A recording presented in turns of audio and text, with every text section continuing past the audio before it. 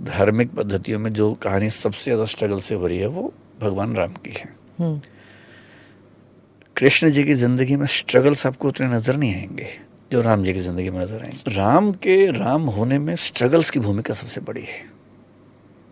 एक छोटा सा बच्चा जिसको एक ऋषि लेके गए हैं कि राक्षसों को मारना है, ये पहला स्ट्रगल है।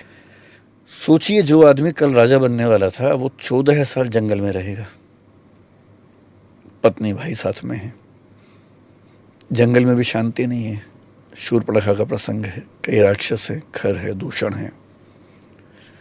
फिर दुनिया का सबसे ताकतवर राजा उनकी पत्नी का अपहरण करता है। रावण ऐसा वैसा राजा नहीं है, वो दुनिया में सबसे ताकतवर ज्ञानी भी है, ज्ञानी भी है। उसका बेटा है जो इंद्रजीत है, इंद्र को हरा चुका है, और वो अपने राज्य में है, सेना के साथ है। इनके पास सेना भी नहीं है। अब अपनी पत्नी को बचाने के लिए उससे युद्ध लड़ना है।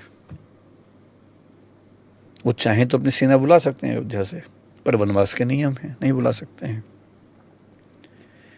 इतनी स्ट्रगल्स के बाद पत्नी का मिलना,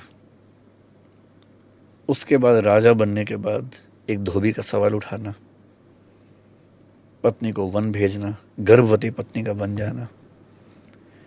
जो हमने रामचरितमानस पढ़ी या कहानियाँ सुनी, अब राम राजा होने के नाते ऐसा कर तो रहे हैं, गिल्ट फीलिंग भी है।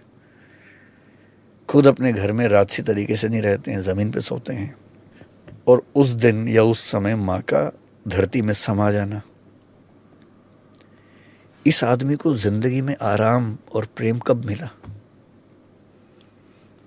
इतनी गहरी स्ट्रगल्स किसी की जिंदगी में हो तब वो बनता है राम।